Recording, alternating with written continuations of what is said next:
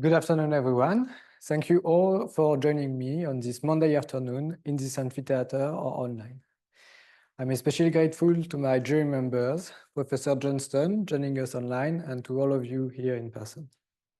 Today, I will be presenting the work I've carried out over the past 3 years in this institute under the supervision of Jean-Baptiste Fouvry and Christophe Pichon. The first part of my presentation will serve as an introduction to my work aimed at a general audience. Afterwards, I will dive into the scientific details and share some of the key results of my PhD research. If you go out on a cloudless summer night in a sufficiently isolated place, you will be able to witness this beautiful spectacle. Most of the bright points you see around you are stars, and you can make out a luminous band, the Milky Way or galaxy. All the stars you see distinctly belong to this galaxy like us. They are collectively bound by gravity. Together, they form a disk of stars that rotates, orbiting the center of the galaxy.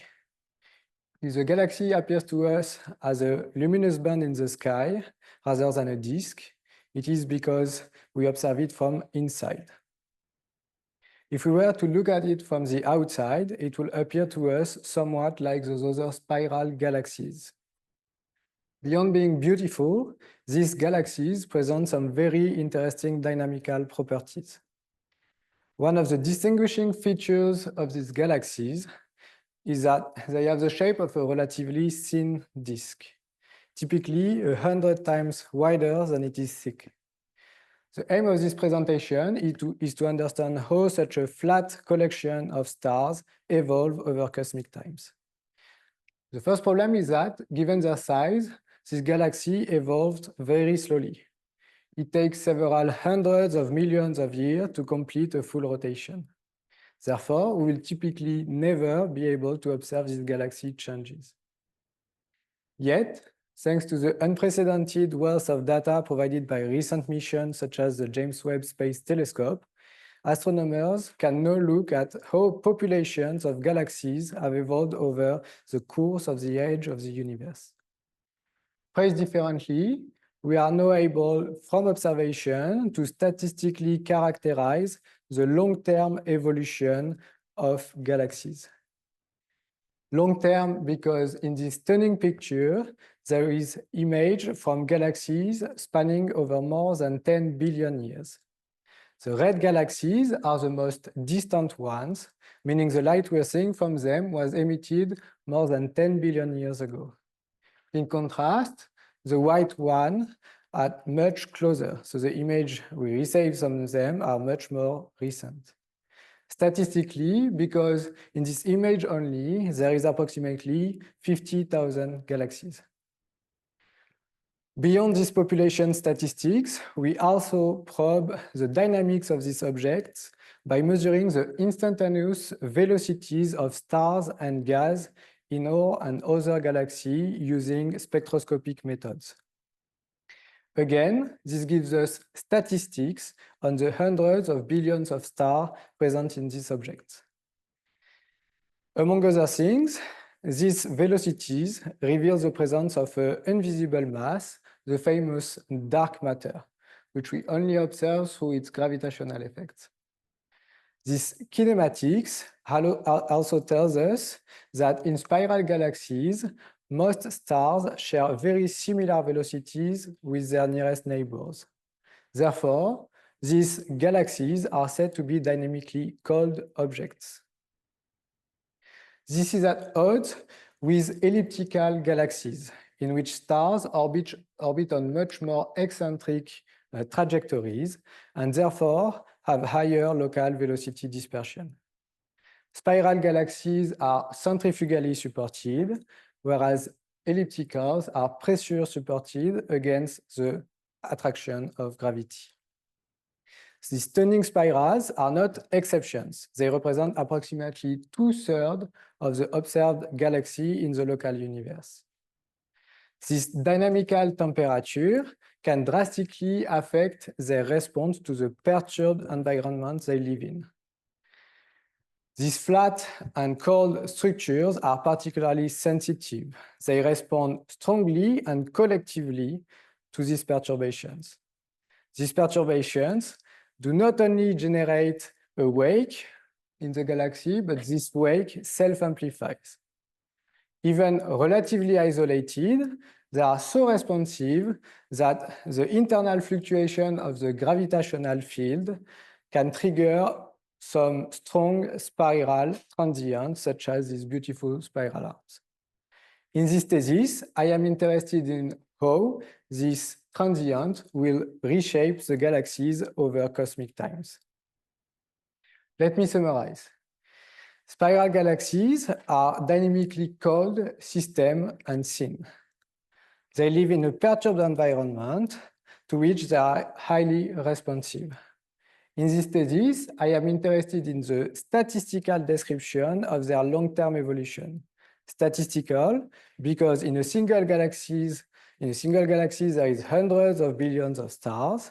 And second, because we now have access to a huge sample of such galaxies. In particular, I want to understand how transient global perturbation, such as spiral arms, will hit these disks. The main question I will try to address are the following. Can we predict the average long-term evolution of disk galaxies? How does their responsiveness affect their evolution? And when do the theoretical predictions fail?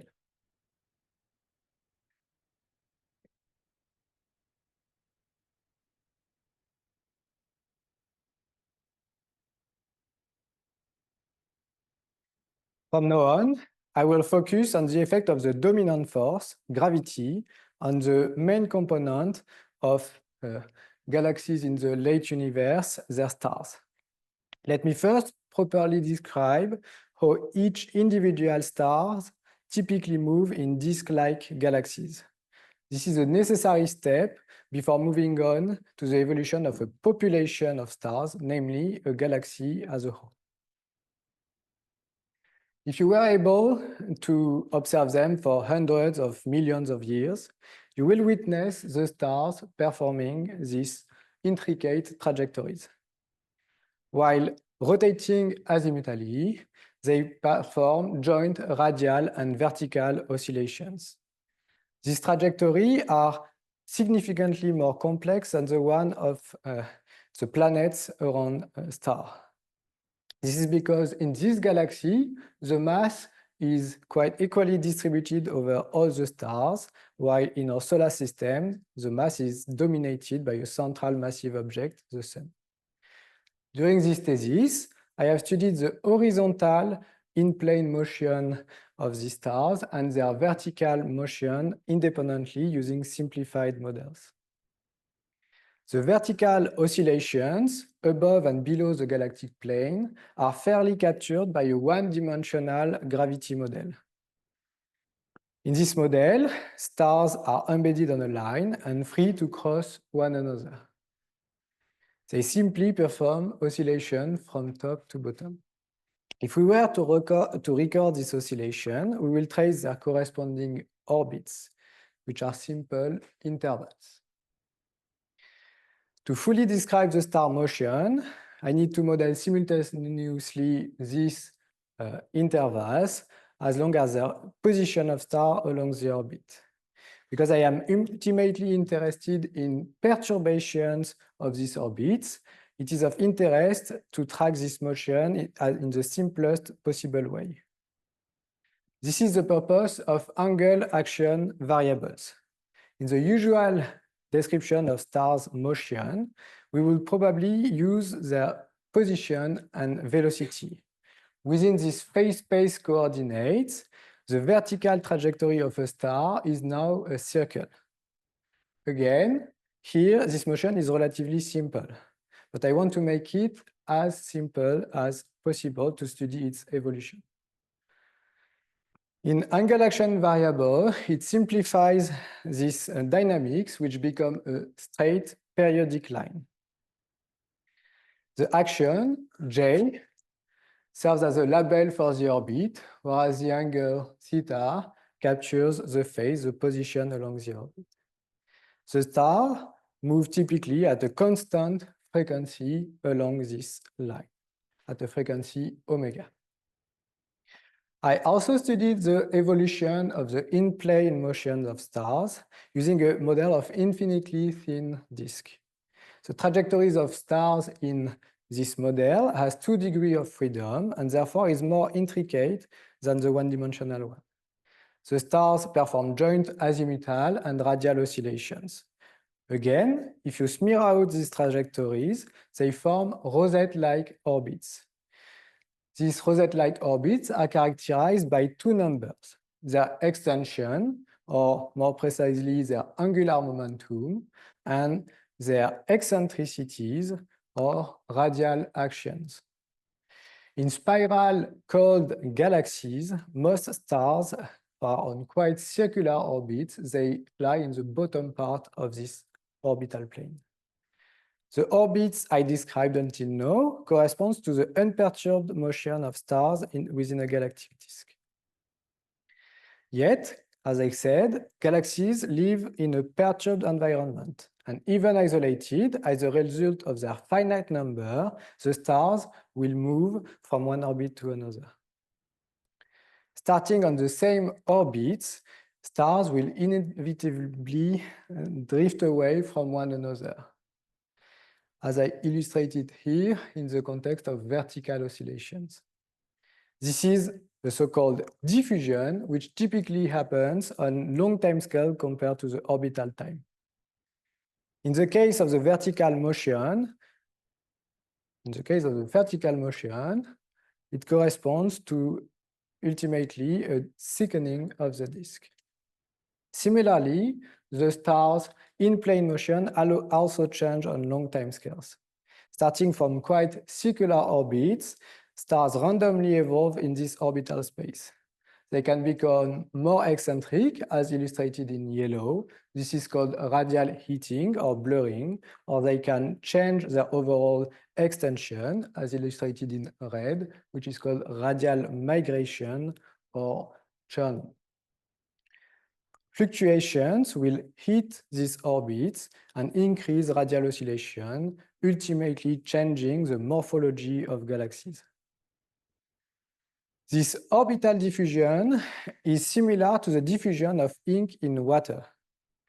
Kinetic theories, the main topic of my PhD, aim at predicting the typical rate of this diffusion and therefore can be a precious tool to investigate galaxy evolution. Yet, the diffusion processes in these 2 systems are not exactly the same. The diffusion of ink in water is driven by local collision between molecules, which are only able to exchange momentum with their nearest neighbors. In galaxies, stars interact through a long-range force, gravity. These stars typically never collide. The first historical kinetic theory to describe the diffusion in self-gravitating system was the one of Chandrasekhar in the 40s. In his seminal approach, stars exchange momentum through local deflections. Through this process, they can diffuse.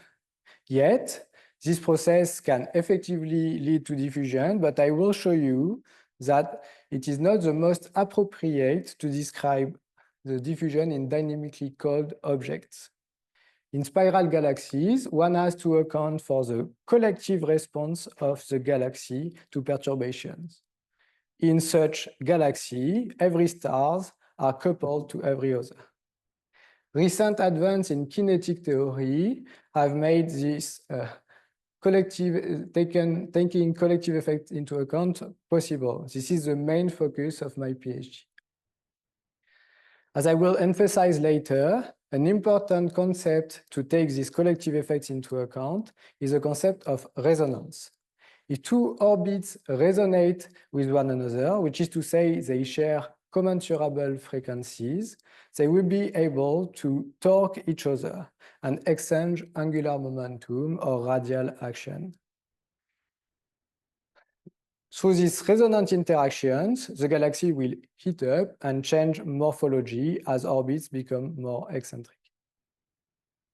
In the view of the concept I've introduced right now, let me now rephrase my initial questions.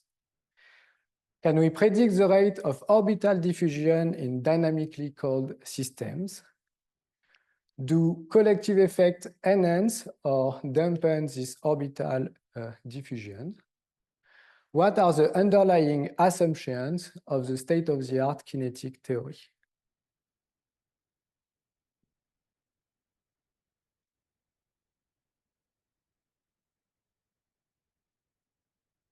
To answer these questions, let me now pave the way toward a more quantitative description of the dynamical evolution of galaxies. In what follows, I consider a galaxy as a collection of equal mass stars attracting each other through gravity. This is the famous N-body problem. This problem is exactly described by the instantaneous velocities and position of every star and the associated N-Newton's equation. These Newton's equations can be conveniently rephrased in terms of the empirical distribution, which prove useful for statistical reformulation. The empirical distribution corresponds to a single galaxy at a given time t. It satisfies a continuity equation in phase space as the mass is conserved throughout the dynamical evolution. This continuity equation can be rewritten as a Klimantovich equation, where I introduced here the Poisson brackets. Again, this equation states the exact evolution of one particular galaxy, its full dynamics.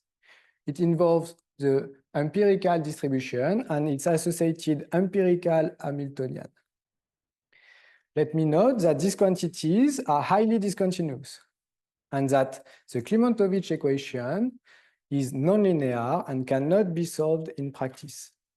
However, I am not interested in the exact motion of individual stars in a given galaxy, but on overall statistical properties.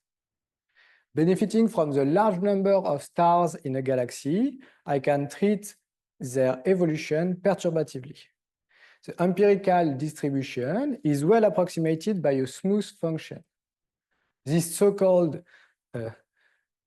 mean field distribution is to be considered as a stack of galaxies. Within its associated mean field Hamiltonian, the stars follow smooth, unperturbed trajectory, and one can define angle actions variables. In each galaxy we stack, the finite number of stars, or the graininess of their distribution, is associated with small fluctuations compared to the smooth quantities. This fluctuation will ultimately drive diffusion in each individual galaxy. Using this expansion, kinetic theory aims at providing a self-consistent description of the evolution of the average galaxy. If you plug in the mean field expansion in the Klimantovich equation and assume that the galaxy is in a quasi-stationary equilibrium, which is to say that it is not undergoing a strong perturbation, for example, it's not undergoing a major merger, you find that the average evolution of galaxies is sourced by correlation between the potential and density fluctuations. To get a self-consistent equation for the evolution of the mean field distribution, you then need to probe this noise statistic. Understand, however, as I said, in dynamically cold system, these perturbations can strongly self-amplify. Understanding this amplification is the realm of linear response theory, a core focus of my PhD, as I shall now describe. Let me consider a cold disk embedded in a hot dark matter halo and perturbed by a small mass mimicking a giant molecular cloud. As expected, the perturber generates a wake in the disk around it. Importantly, this wake is able to self-amplify so that the response of the disk is much stronger than the initial perturbation.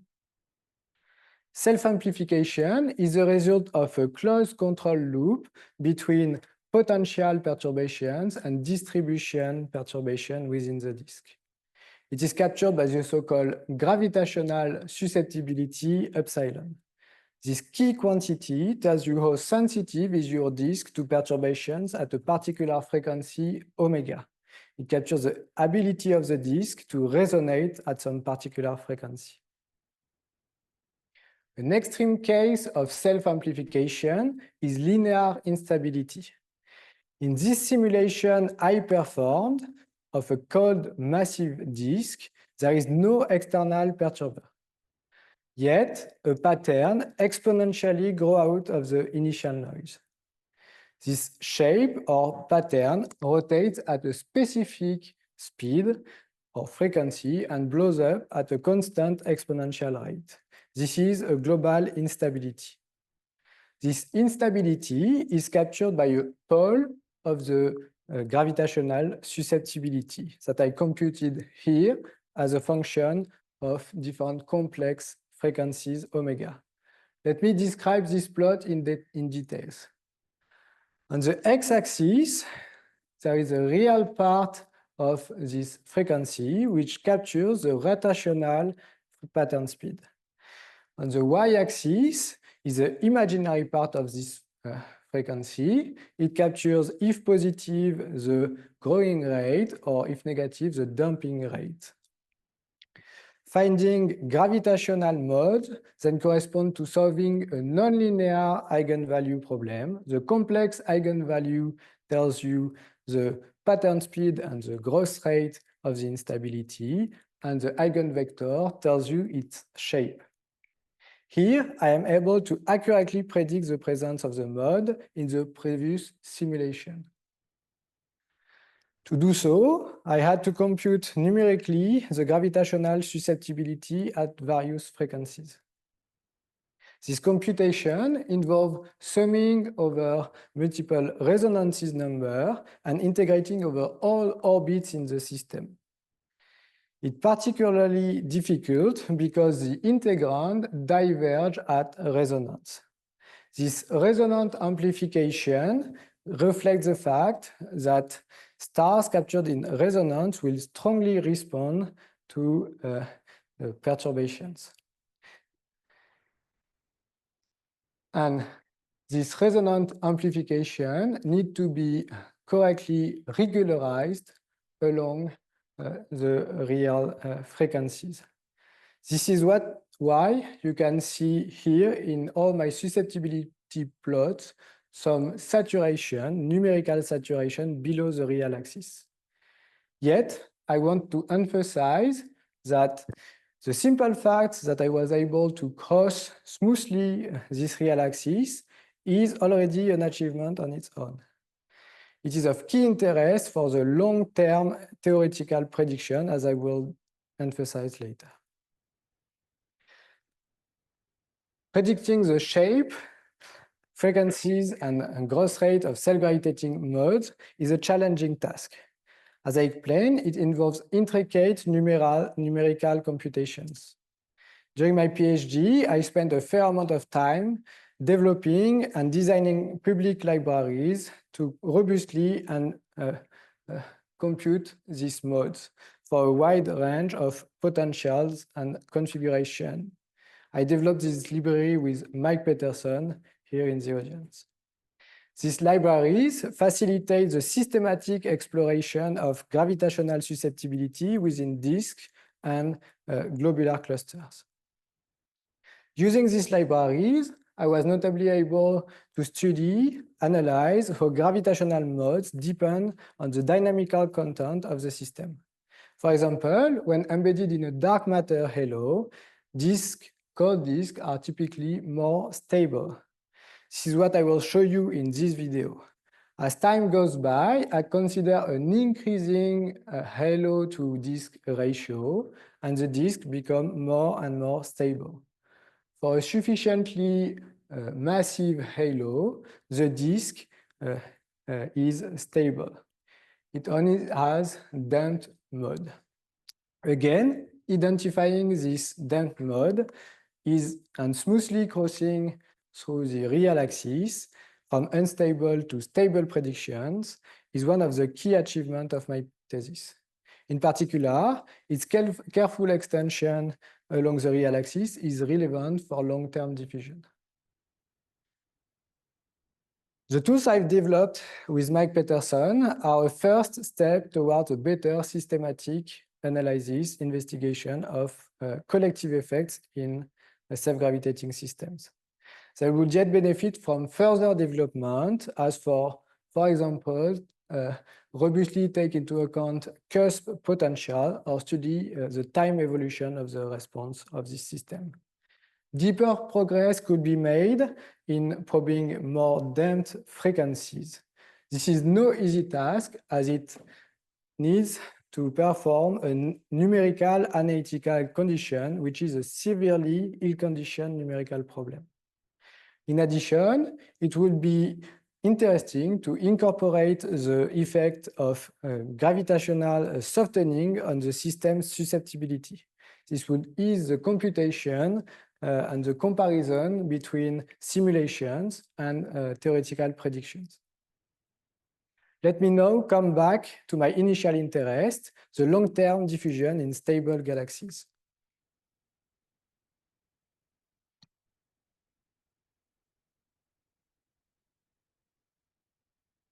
Remember that this long-term diffusion is sourced by the correlation of potential and distribution fluctuations. Now that I'm able to characterize these perturbations' self-amplification, I should be able to tackle this problem. This is what the inhomogeneous Balescu-Lennard equation does. This is the state-of-the-art kinetic equation. It self-consistently describes the long-term resonant and collective relaxation of isolated self-gravitating systems. Let me take a moment to describe it in details. This equation predicts the rate of change of the average orbit or mean field of the average distribution or mean field distribution in action space. Phrased differently, it predicts the average evolution of a stack of galaxies. This orbital reshuffling happens on long timescales compared to the orbital timescale, typically proportional to the number of stars. The larger the number of components, the longer the relaxation. This orbital reshuffling then is detected, but what is beyond this derivative, it is all the divergence of a flux, which is to say, this is the continuity equation in action space.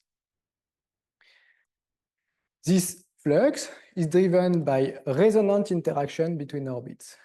So I have to scan over all possible resonant pairs of resonant numbers and all possible orbits to look for pairs of orbits with commensurable frequencies. This is a resonance condition. At resonance, these orbits are able to exchange angular momentum or radial action and therefore trigger diffusion. Importantly, the Balescu-Lennard equation takes into account the collective drifting of stars by the self-amplified wake they generate. Again, this is very important in the context of cold systems such as spiral galaxies. Putting this equation under the more compact form of a self-consistent Fokker-Planck equation, one can identify two key quantities.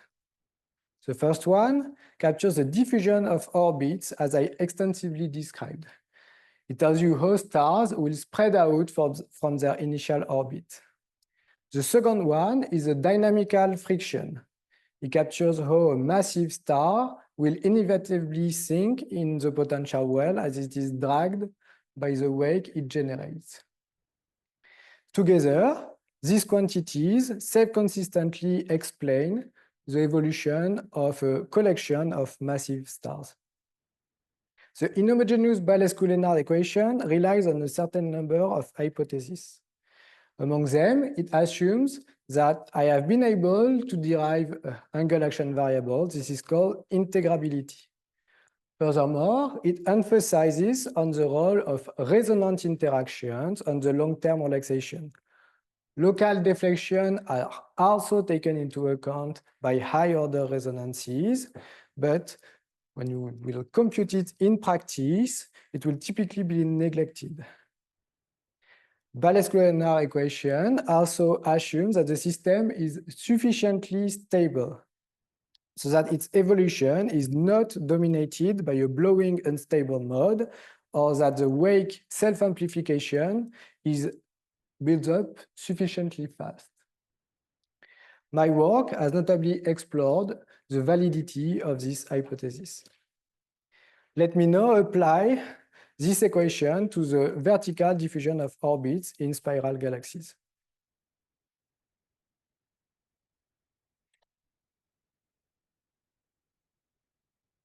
Remember, I approximated this vertical motion using a one-dimensional gravity model. The star's orbit diffuse under the effect of perturbation, and the Ballescu-Lennard equation predicts these diffusion rates when sourced by internal fluctuations. Let me now compare the prediction with measurements I made in n-body simulation. This is one of the key results of my PhD, so let me take a moment to describe it in details. The x-axis is the action or the initial orbits I considered. The y-axis is the diffusion rate rescaled by the number of stars. The crosses are measured average diffusion measured in 10,000 n-body simulation I performed. Their horizontal length corresponds to binning, and their vertical length corresponds to the estimated error on the average. The full line is my prediction from the Ballescu-Lennard equation. To compute this prediction, I had to compute and develop numerical code to compute efficiently resonant integrals and intricate integrals.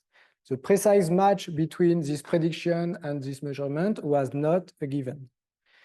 In particular, it tells you that the Ballescu-Lennard theory effectively captures the resonant diffusion in these systems. This is a quantitative validation of this equation, and this is one of the key results of my PhD. Let me now investigate the role of gravitational dressing or collective effects in this long-term evolution. Now, in blue, I represent measurements I made in 10,000 other n-body simulation I performed together with another kinetic prediction I computed. In this case, collective effects have been turned off. Stars in the system do not directly interact with one another. Again, the agreement between the kinetic predictions and the measurements in n-body simulation is very satisfactory. And this tells you that resonant interaction indeed are the main driver of relaxation in this vertical diffusion. Importantly, the two curves each have their own scale. Neglecting collective effects would have led to overestimate the diffusion by a factor 10. Phrased differently, collective effects in this one-dimensional system stiffen the system's long-term evolution and its response to perturbation. Beyond diffusion, Ballescu-Lennard equation also tells you and predicts the average rate of change in orbital population, namely surrealization flux. This is what I represent here as a function, again, of the initial orbit. Again, the agreement between the simulations and the kinetic prediction is relatively good. This flux effectively captures the evolution of the systems toward thermal equilibrium. Note that this evolution is extremely slow compared to the diffusion. It happens on timescales typically 100,000 times larger than diffusion and that one would have naively expected. This quasi-kinetic blocking made the simulation particularly challenging, hence larger error bars compared to the previous plot. Let me, however, note that the relaxation is still driven by two-body interactions. This is at stake with the case of full kinetic blocking that I investigated in the cosine article, but I will not describe this blocking here. Since the theory seems to work quite well for this one-dimensional model, let's apply it to the more complicated question of in-plane diffusion.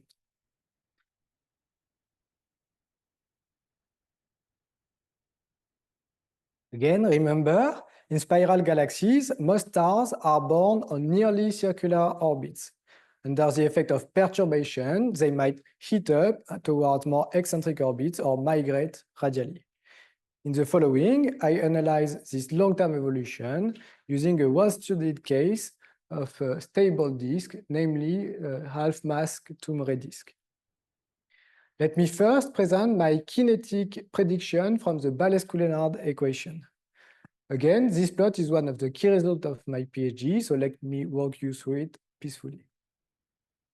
I represent the predicted average orbital reshuffling in this system as a function of angular momentum on the x-axis and radial action on the y-axis. The red regions corresponds to orbits which get increasingly populated, whereas blue regions correspond to regions with less and less stars. On average, as I said, stars leave their initial circular orbits toward more eccentric orbits. These long-term heatings combine blurring and churning and happens along a specific direction in orbital in action space. This is a resonant process. The one-dimensional system was nearly blocked, but in the case of this in-plane diffusion, the relaxation is happening on 1,000 times faster than one would have naively expected. To understand why, I will now compare the Balescu-Lennard prediction with its Landau counterpart, or what Chandrasekhar could have predicted, neglecting collective effects. The first point to notice is that the Landau prediction I made is drastically less resonant than the Balescu-Lennard one. There is no particular ridges in this space. Furthermore, its amplitude is typically 1,000 times lower than the Balescu-Lennard one. This proves that in the context of the in-plane diffusion in dynamically cold disk, collective effects strongly enhance the radial heating, or at least this is what the theory predicts. So it must be compared to simulation to validate this result. I therefore performed 100 simulations of 25 million particles each, and here is the average evolution. Let me note that these 2D, two-dimensional simulations were significantly more challenging than the one-dimensional one. Yet, the average evolution nicely matched the kinetic prediction I made from the Balescu-Lennard equation, both in shape and amplitude. With this measurement, I have shown that the Balescu-Lennard kinetic equation quantitatively works. It accurately captures the self-induced long-term heating of orbits in disk. I've also shown that neglecting collective effects would have led to a large underestimation of the diffusion rate or a large overestimation of the relaxation timescale. Orbits reshuffle faster because they react collectively.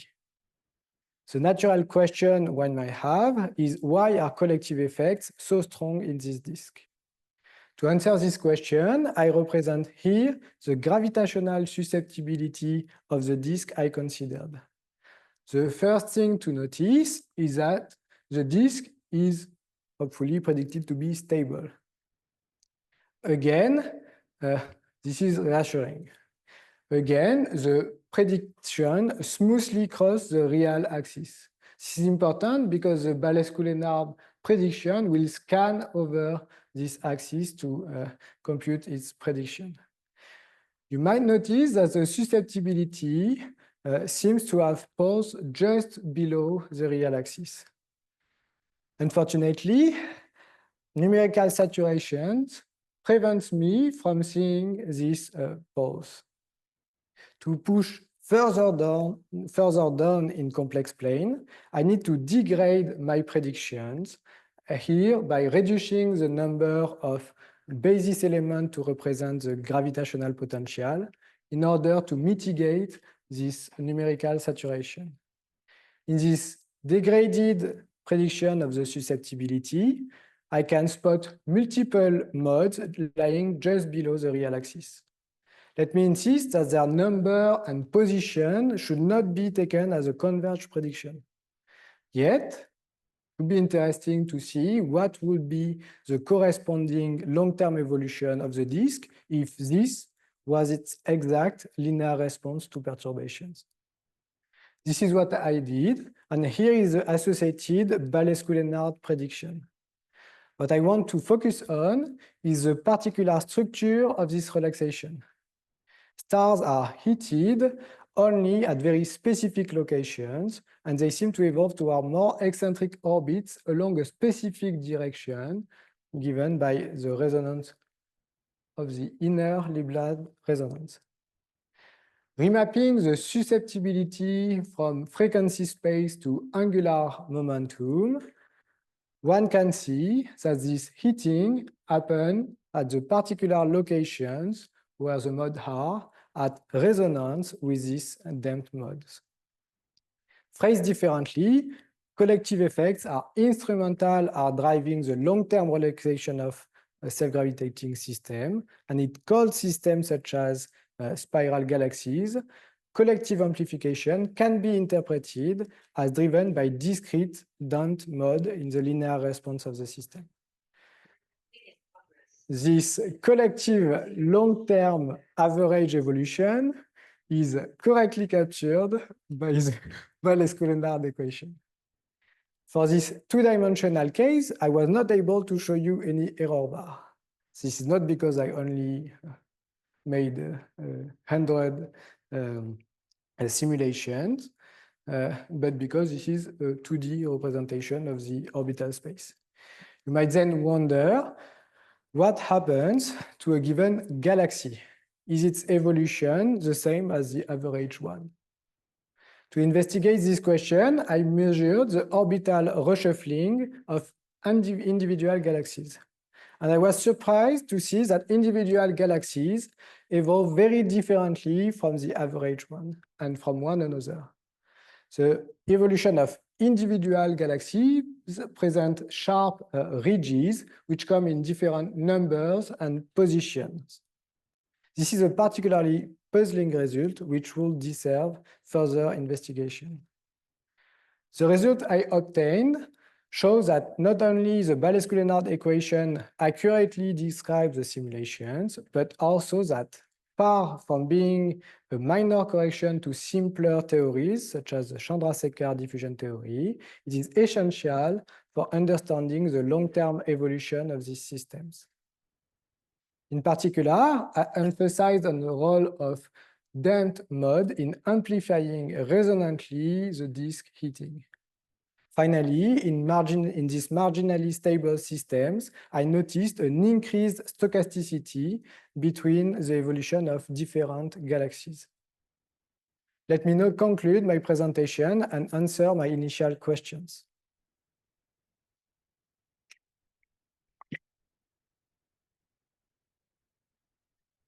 Can we predict the rate of orbital diffusion in dynamically cold systems? I hope I convinced you that yes, the recently derived kinetic equation called Ballescu-Lennard equation quantitatively and accurately capture their long-term evolution. Do collective effects enhance or dampen this long-term evolution? Well, it depends. In the one-dimensional case, I showed that these collective effects tend to stiffen the system against perturbation and therefore delay the relaxation. This is in sharp contrast with the case of in-plane heating, where damped mode resonantly amplify this long-term evolution. And finally, what are the limitations of the current state-of-the-art kinetic theory? One of the limitations of this theory is that the Ballescu-Lennard equation only predicts the average evolution of a stack of galaxies. It does not predict any typical dispersion. Now, as a perspective, let me first note some of the possible extensions of the Ballescu-Lennard equation. Near a supermassive black hole or in the core of a dark matter halo, the orbits are degenerates. They all share commensurable frequencies. For such systems, the Ballescu-Lennard computation fails since all the orbits resonate with one another, and the resonance condition in the integral is overly satisfied. A new kinetic equation needs to be derived. So this thesis have only considered small fluctuations so that they could be treated perturbatively. Unstable systems will ultimately not satisfy this hypothesis. One has to go beyond these quasi-linear predictions to predict, for example, the saturation amplitude of bars in barred galaxies, or to study the galaxies undergoing a major merger. In some contrived configuration, the Ballescu-Lennard equation predicts exactly no evolution. The two-body interaction do not drive any relaxation in the system. One then has to go to higher order in perturbation and take into account the three-body or three orbits interactions. This is something I explored in a cosine article, and I showed again that in these systems, collective effects play a major role in these configurations. Beyond the average prediction of the Ballescu-Lennard equation, one could be definitely interested in predicting the typical dispersion from one galaxy to another. This question could be typically tackled using large deviation theory. It is particularly relevant because dispersion is an astronomical observable. This is of key interest in the context of the tightness of scaling laws and with the recent large surveys. When a segregating system is marginally stable, the collective dressing blows up. Then the prediction from the Ballescu-Lennard equation becomes infinite, or as one of my supervisors would put it, Ballescu-Lennard is deeply flawed. One would then need to regularize this equation at marginal stability. Finally, it would be interesting to better characterize the transition between cold systems, which are dominated by resonant interactions, and hot systems such as globular clusters, which are globally well described with local interaction a la Chandrasekhar. Galaxies are not isolated objects. It will therefore be of key interest to quantify the respective role of cosmic environment or nurture and the internal properties of galaxies, their nature. Furthermore, spiral galaxies are not undergoing a dynamical long-term heating only. They are also continuously forming stars on cold orbits. One can wonder if together, the coupling between this cooling and heating mechanism could self-regulate the galaxy and explain the ubiquity of spiral galaxies in the local universe. Finally, in this thesis, I have studied the vertical and in-plane motion of stars independently, of course, it will be enlightening to address the full three-dimensional or flattened system problem to understand their long-term morphological transformation, but this is beyond the scope of our current technology. And with this, I thank you all for your attention.